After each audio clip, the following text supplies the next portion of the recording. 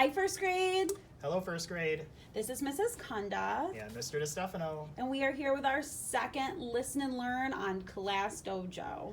And again, Mrs. Kunda and I are still new at this. We're doing the best we can. We hope you're having fun. Please be patient with us. I'm sure we'll make a lot of mistakes, as we all do.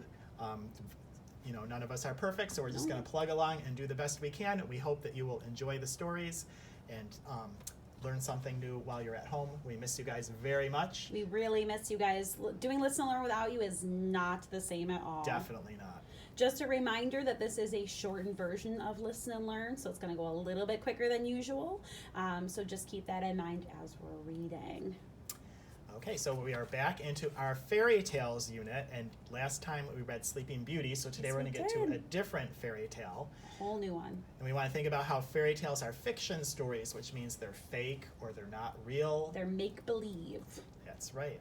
And fiction stories, all fiction stories, including fairy tales, have characters, which are people and animals in the story. They also have a setting, which is where and when the story happens. A problem, something is wrong in the story. Something that needs to be solved. And a solution is how they fix the problem. Fairy tales have a little bit more, though. Most fairy tales have something magical in them. Like in our last story, how the fairies casted their spells. That's magic. And they have things that could not happen in real life. Like in the last story, could Sleeping Beauty can anyone really sleep for 100 years? No. Sometimes we feel tired enough that we feel like we could sleep for 100 years, but could you really sleep for 100 years? No, that's just make-believe. That's right. And fairy tales always have a happy ending, so they usually live happily ever after. So if something in the story scares you or something, don't worry, it'll end happily. It's going to end well.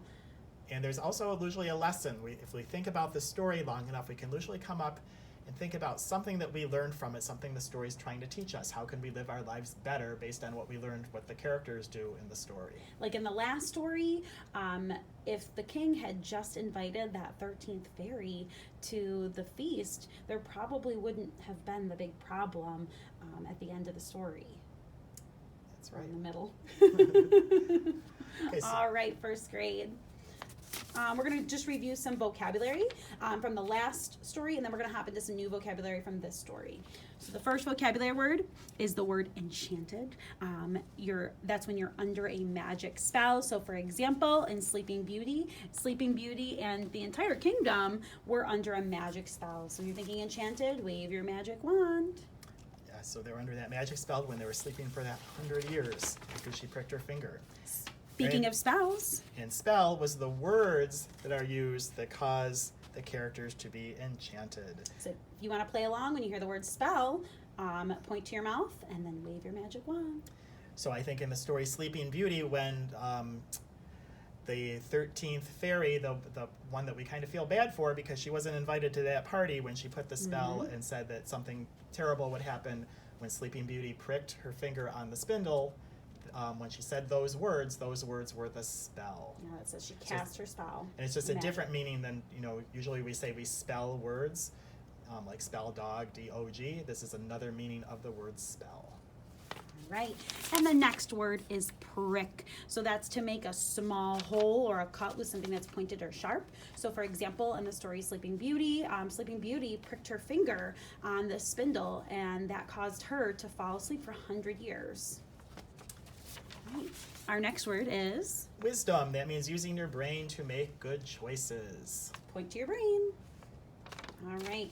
And then the last one is virtue. So virtue is goodness. So give us a thumbs up. And for example, that 12th fairy really showed virtue in Sleeping Beauty because she tried to soften the spell. She couldn't change the spell that the 13th fairy had done, but she tried to soften it. So she changed it. If you remember, the original spell is that Sleeping Beauty would prick her finger and she would pass away.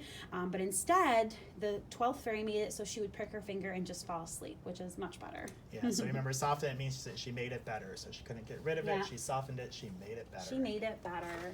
So today we have some new words for the new story that we're going to read today. Today is the story Rumpelstiltskin, which is kind of a really hard word, Rumpelstiltskin. Can you say that with us? Say Rumpelstiltskin. I always like that name. Rumpelstiltskin. In fact, I want to show them my book just so they can see the word Rumpelstiltskin.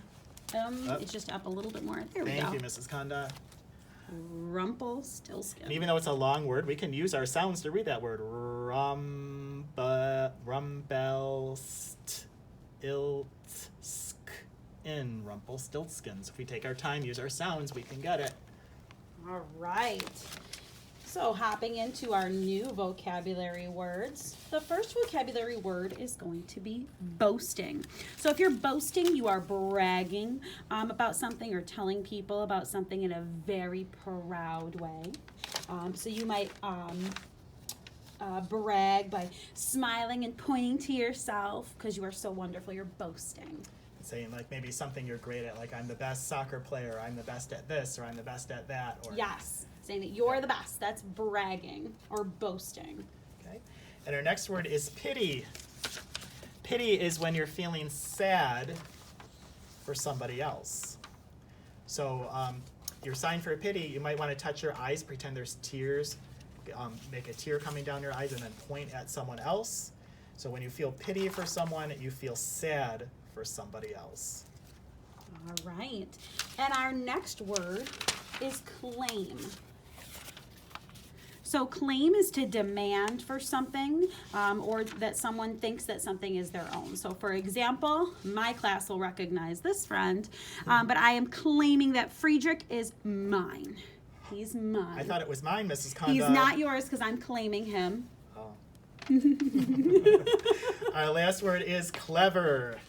If you are clever, you are able to think. If you are clever, you are able to think and figure things out quickly. So a clever person uses their brain and comes up with that solution right away. The clever girl would always be first to solve math problems. So kind of like the word wisdom, we kind of want to point to our brain again. When we're clever, we're using our brain. And to go back with the word thinker. Claim real quick, I didn't give you guys a symbol so you guys can join us. For claim, I want you to reach out and claim something as yours and pull it back to you. I hope you guys had pity for me when Mrs. Conda claimed the frog. I Mr. D didn't know. get a chance to claim it. Poor Mr. Destefano. And then our last word is the word succeed. So this is when you'll reach a goal, and when you reach a goal, you're really happy and excited about it, right? So I want you to stand up right now, and I want you to do a happy dance really quick. Go. Did you dance? I know I was dancing. So you might succeed at reading some new words or learning a new skill. You might succeed at winning a game if your team is playing a game and you win. Yeah. I think you guys are all succeeding if you're sitting here listening to the podcast and trying to follow along and trying to learn as much as you can at home. We're really proud of you. We are so proud of you. Learning at home is amazing. We're so proud. So I just really quick want to talk about the journal entries. So last story we read, we asked you to write about your favorite part of the story. And if you still have those, we'd love for you guys to send us pictures and to let us know what was your favorite part of the story. We'd love to see drawings of that too, especially of Sleeping Beauty sleeping for 100 years. All right, today's journal entry is we want to know what kind of person Rumpelstiltskin is. So it says, what kind of person is Rumpelstiltskin? So we want you to answer that, okay? And then let us know, how do you know? And so I know that Rumpelstiltskin is a really hard word to spell, so we gave you the sentence starter, he is, and tell us what kind of person he is. And tell us why. So that's answering that how do you know part. So is he kind? Is he mean? Is he greedy? Tell us about him. So if I think he's kind, I might write he is kind because, and then use a detail from the story to tell us why he's kind. Something he did or said in the story. We cannot wait to see your responses. Remember, take a picture, upload it, write in the comments. We'd love to know what you think of the story. Okay, so today I think Mrs. Conda. I believe it's my Conda's turn. to read. All right. All right. So the first picture is the miller before the king. So here's the miller.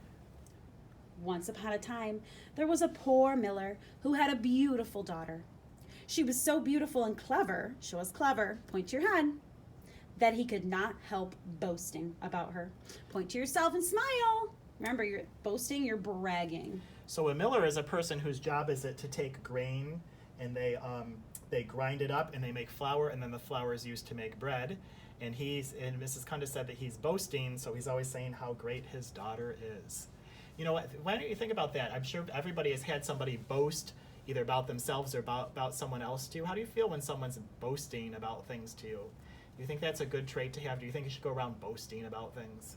All the time, my goodness. It's nice to have confidence, but if you're boasting and bragging all the time, I don't know, you might start making people feel bad. Yeah, it makes people feel bad, and it kind of makes them think that you or whatever you're boasting about is Better than what they better. have. So I don't think boasting is a good character trait. But as Mrs. Kunda said, it is good to be confident. Yeah, you want to have confidence, but you don't want to brag and be rude. All right. One day, the miller happened to come before the king, and to impress the king, he began boasting about his daughter. And before he knew it, he found himself saying that the daughter was so amazing and so wonderful, why she could even spin gold out of straw. Ooh, no. So she can take straw and make gold out of it? I don't know. Is that something that can happen in real life, Mr. Stefano? Can you spin gold out of straw? No, we'd all be very rich if we could do that, We Mrs. certainly Kanda. would. So that's another characteristic of a fairy tale, something that. So what do you think in the story? Do you think in the story that his daughter can really spin straw into gold? Or do you think as he's boasting, he might even be saying some things that are not true while he's boasting? Ooh. What do you guys think? Think about that, and as we read, see if you can figure that out. And if he is being, if he is not telling the truth, is that going to cause some problems for him? Let's find out. That, said the king, is a talent worth having. Bring your daughter to me, and let us see what she can do. All right, now it's time to find out. Can she really do this? So what do you guys think? Yes or no? If you were at school, we'd be telling you to put your finger or your thumb up if you think that she can spin straw into gold, or down if you think she cannot. So think about that at your house. All right. So this is the girl being shown to a straw-filled room. When the girl was brought to the palace, the king led her to a room that was almost full of straw. He pointed to a spinning wheel. Do you remember what a spinning wheel looks like? There it is. Oops, that's upside down. Same thing from our last story. He pointed to a spinning wheel and said, "Get to work. You must spin the straw into gold by early morning, or else." Let's stop and think. What do you think might happen if she doesn't spin the straw into gold? I don't know. Does that king sound very kind to you, Mr. Stefano? He does not, actually. He sounds like he might be kind of greedy, actually. He sounds very greedy. Oh my goodness, that's We another learned that vocabulary word. word Yep, that from was our one of last our unit. words. So greedy means you want everything that you can get, things for yourself. You're not willing to share. And let's think about, what do you think the king's daughter, how do you think she might be feeling right now? Or the miller's daughter. Or the miller's daughter. Thank you, Mrs. Kanda. How do you think the miller's daughter might be feeling? I mean, if she can actually spin gold into straw, she's probably really excited to show off her skill. But if that's not a skill she has, she's probably really scared right now. Yeah. I would be. It doesn't would sound be like the king's too. very nice. The poor miller's daughter. Of course she could not spin straw into gold. What could she do? She could think of nothing. And in the end, she sat down and began to cry. You know what, Mrs. Kanda, I'm feeling pity for the miller's daughter. Oh my goodness, show us pity. So pity is when you're Tears are running down your face. Show us tears running down your face. Pretend tears. but you're feeling sad for somebody else. So point to something else or someone else. So pity is feeling sad for someone else. So we could say, I have pity on the miller's daughter because she has to spin straw into gold and she doesn't know how. So you feel bad for the miller's daughter. Let's find out what happens. That's a new friend. Let's find out. And that's when all of a sudden, click, the door opened. And in walked a little man. "Good evening, miller's daughter," he said. "Why are you crying?" "Because," she answered, "I must spin all the straw into gold before morning, and I don't know how." Then the little man came close to her and whispered, "What will you give me if I spin it for you?" "Why, I'll give you my necklace," she stammered. Now let's think about that. Do you think it's strange that this little man just suddenly appeared in the castle? Yeah, that sounds a little bit like magic to me, because I don't know how he'd get in past the guards. Yeah, how did he get in there? Where did he come from? Let's find out what happens. Do you think he's going to accept that necklace? All right, well, the little man, he took the necklace, stood at the spinning wheel, and whir, he spun, and by sunup, all the straw had been spun into gold. When the king arrived at sunrise, he was amazed. But the sight of all that gold made the greed for more grow in him. Now remember, what does it mean to be greedy? He wants more. So is he happy with this gold that Rumpelstiltskin just spun for him? No, now he wants more gold. Yeah, So we'll have to so- think about what he's going to do next. And let's think about that. Can a little man like this really spin straw into gold? So that might be another example of magic or something in a fairy tale that could not happen in real life. It is make-believe. So the king took the miller's daughter to a larger room, filled with yet more straw. Uh-oh, what do you think's going to happen? And he told her that she must spin all of this into gold in one night. Again, the girl did not know what to do, and she sat down to cry when, click, the door opened, and in walked the little man. Wow. So again, I feel pity for the miller's daughter. I'm sad for her because she's so worried because she can't spin straw Yeah. into gold. But maybe this little man will help again. Maybe he'll help again. I do feel really bad because she had to give up her necklace, and really it's her father who got her into this. So, Right. I feel even more pity for this miller's daughter. Yeah, she has to give. That's a good point, Mrs. Cundiff. She has to give up her things in order to get helped out, and she was kind of put into this situation by her father. Yeah, that doesn't sound like it was very nice of her father. Crying again, I see, said the little man. So I suppose you have to spin all of this gold, or all of this into gold again? What will you give me if I do it for you? The ring from my finger, answered the girl. So the little man took the ring, stood at the spinning wheel, and whir, whir, whir. He spun, and by sunup all the straw had been spun into gold.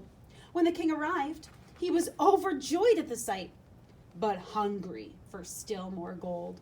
Well, that king sounds pretty greedy, Mr. DeStefano. Yes, he does. It doesn't sound like any of the gold is enough for him. So he took the miller's daughter to an even larger room filled with even more straw and said, spin all this in one night. And if you succeed, what's it mean to succeed? It means to accomplish something, so do a little dance. Well, then you shall be my wife. All right. She's got a lot weighing on this one, too.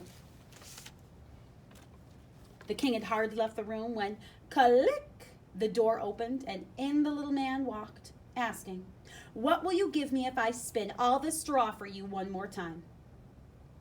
I have nothing left to give, the girl answered sadly. Uh-oh. What do you think's going to happen? She doesn't have a necklace. She doesn't have a ring.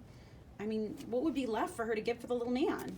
I wonder if the little man will just refuse to help her, and then she'll be in trouble with the king. Because it sounds like the king is really happy with her, but I don't know. That king doesn't sound like he's very nice. He's very greedy.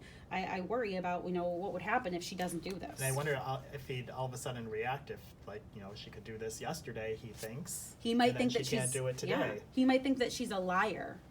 Uh-oh. She's in quite a bind. She is in quite a bind. Then promise me this, said the little man. Promise me that when you are queen, you will give me your first child. Oh my goodness, that's quite a steep price there. That is. Holy moly. The miller's daughter thought that there was really very little chance that she would ever be queen. So she promised, and the little man set to work at once. By morning, the gold was piled so high that it reached the ceiling.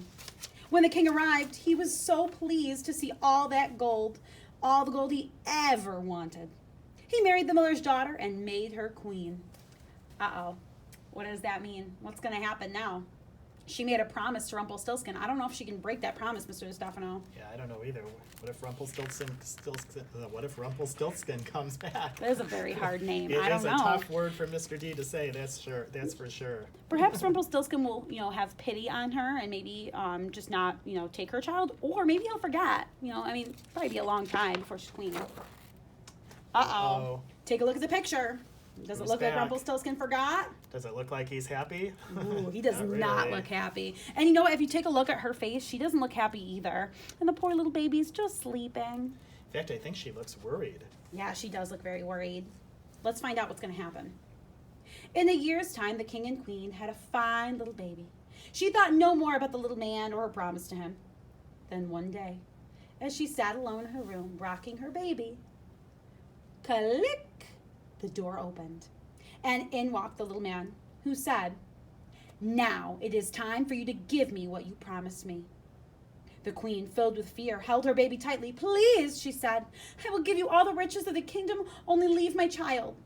But the little man said, no, I would rather have a living being than all the treasures in the world.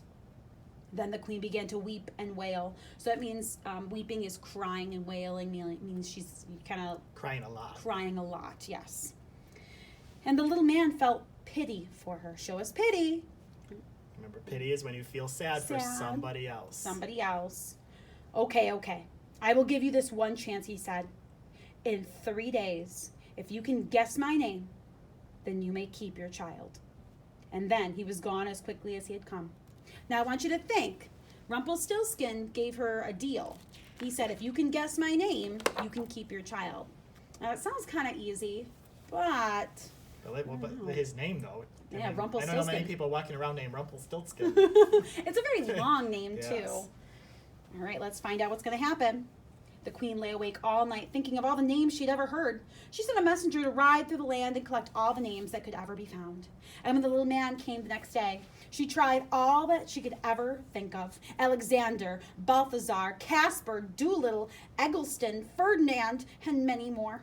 But after each, the little man only said, "That is not my name." Uh-oh. She has how many chances?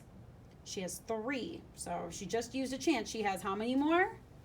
2 more. Let's find out what happens. Do you think she's using a good strategy by trying to what's her strategy to try to learn his name? Well, she's just kind of getting a lot of names and kind of just guessing. Yes. I don't know if that sounds like a good strategy to me. Let's see if she can figure something else out. The next day, the servant... Oh, I'm sorry. Did I skip one? Yes. I did. Oh, no, I didn't. Oh, no, you didn't. I You're did. fine. The next day, the queen sent servants all around the kingdom to find the most unusual names. And when the little man came, she tried all of them. Are you Sheepshanks, Roast Ribs, Snickerdoodle, Groucho, Winklehopper? Those are very silly names. But after each, the little man only said, "That is not my name." So before we go on, do you think the queen will succeed in guessing the little man's name? And think about it. What's going to happen if she doesn't succeed in guessing his name? She's going to lose her beautiful baby. And even the baby seems to look really worried. Yeah, sure. Now remember, she had 3 chances to get his name right. She didn't get it the first time. She didn't get it the second time. And she now has 1 more chance. I don't know. If I were her, I'd be really nervous. I hope she succeeds. Me too. On the 3rd and last day, the queen was worried sick. She held her child tight and wondered what to do. When, click, the door opened, and in walked, no, not the little man, but the messenger the queen had sent in search of names. He bowed to the queen and said, "My lady, as I passed through the woods last night, I came to a high hill, and near it was a little house. And outside the house, a fire was burning, and around the fire danced a funny little man. And as he hopped up and down, he sang, 'Today I brew, tomorrow I bake, and then the fair queen's child I'll take, and no one can deny me my claim, for Rumpelstiltskin is my name.'" Uh-oh. What just happened? The queen just found out his name. Think about it. What do you think's going to happen? Is that really his name? I wonder if he's telling the truth, Mr. Stefano. Well, I think the messenger is going to go back to the queen, and then the queen will know his name. Let's find out. The messenger left, and almost as soon as he had gone, the little man arrived. The queen greeted him by asking, "Is your name Jack?" "That is not my name." "Then are you called Harry?" "That is not my name." "Then perhaps," the queen said, "your name is Rumpelstiltskin." No, who told you that?" cried the little man. And then in his anger, he stamped with his right foot so hard that it went into the ground right up to his waist. Then he stamped with his other foot, and he went deep into the ground, way over his head. And the queen and her child never feared him again. My goodness. Wow. So, All right, so I want to think about that. How does this fairy tale begin? How does this whole story start? I think it began when the girl's father was boasting about how great she was and saying something that was not true, that she could spin straw into gold. I feel like that would be a good lesson we could take from this, Mr. DeStefano, that boasting probably isn't the best choice. Right. Or telling fibs telling about lies, yeah, right. telling fibs or lies about someone. So that could be our lesson. Do not boast. Do not tell lies. Did we see some magic in this story? Ooh. Well, you know what, Mr. DeStefano, I think that spinning straw into gold, that seems pretty magical to me. Yeah, it does. And was there a happy ending? Yeah, I would say so. Because at the end, I mean, even though poor Rumpelstiltskin, he didn't have a good happy ending, but the queen and her baby, they definitely had a happy ending. Because, you know, the queen was supposed to give up her baby, but because she guessed his name, she didn't have to give up her baby. Okay, so let's take a look at our questions in the back of our book and see if there's anything that we haven't gotten to yet. Let's see. All right. I want to know, when the daughter's crying because she can't spin the gold from straw, who is it that comes in the room? So that was Rumpelstiltskin, the little man. Rumpelstiltskin, the little man. And what did the daughter promise the man each night he spun gold for her? Well, the first night, what did he promise everybody? The The necklace. necklace. And the second night, she promised. The ring. And the third night, she promised. Her first child. Yeah, I know. Why did she promise her first child? Because she thought she would never have a child. She didn't think she ever would. And then she did. So that probably, Yeah. I think we have to think about, another lesson we might learn is to think about before we make promises. Mhm. Only make promises about things that you intend to follow through for. 'Cause Yeah. I don't think that was a good choice, in my No. opinion. And because she made that promise, it caused a really big problem for not only her, but think about the king, how sad he would be if he had to give up his first child. And the kingdom, I mean, they have to give up their prince or princess. Well, I just answered the next question. It said, do you think the daughter made a good decision to promise her first child to the little man? So I say no. I say no either. I mean, I think the king would have been really disappointed, but maybe she should have been honest to begin with and just said, you know, my dad was boasting. That's right. All Yeah, right. Good idea, Mrs. Conduct. Let's see. I want to know, when the little man goes to the queen to make his claim for the child, the queen starts to cry and he feels pity for her. He then gives her a chance to get out of her promise. So he makes her a deal. What does the queen have to do in order to keep her child? Do you remember? Yeah, if you said his name, she has to guess his name. You are correct. She had to do it in 3 days, so she only had 3 days to do it. That's a lot of pressure. Yeah, that's a lot of pressure. She only had 3 tries, too. When you think about it, she sent people all over the kingdom. And how did the fairy tale end? Well, thanks to the messenger, the queen guessed Rumpelstiltskin's name, and he was so angry he stomped himself into the ground. Is it a happy ending for the queen? I think so. I think so, too. I don't think it was a very happy ending for Rumpelstiltskin, but I don't think he was very nice to really begin with. If you're going to try and take people's things to help them out, I mean, I don't know. He wasn't being very helpful. You know what, Mrs. Conda, that brings us to our journal entry. Oh, my goodness. So now we get to does see it? what do you think about Rumpelstiltskin? So going back to your journal entry, tell us, what kind of person is Rumpelstiltskin? Was he a good person? I mean, what could you use from the story that we talked about? What could you use to tell us that what kind of person he is? How do you know he's that type of person? So maybe some people listening do think he is a good person, so you could write, he is a good person because, and then tell us something in the story that lets us a detail that shows that he was a good person. Or maybe some people think he was a bad person, and then you might write a detail from the story that shows us that too. And we would love to see your responses. Take a picture, upload it to Class Dojo, send us a message. We read all of our messages, and we love hearing from you. That's right. We miss you guys. And remember, if you have trouble spelling words, just use your sounds and do the best you can, just like we always do when we're here at school. Yep, we're more focused on you really thinking out your answer and doing your very best writing. All right, first grade, we miss you so much. Please stay healthy. Make sure that you're washing your hands. Make sure you're being kind to your family. Helping out when you can. And hopefully we'll see you soon. Yes. All right, bye, first grade. Bye. See you next time.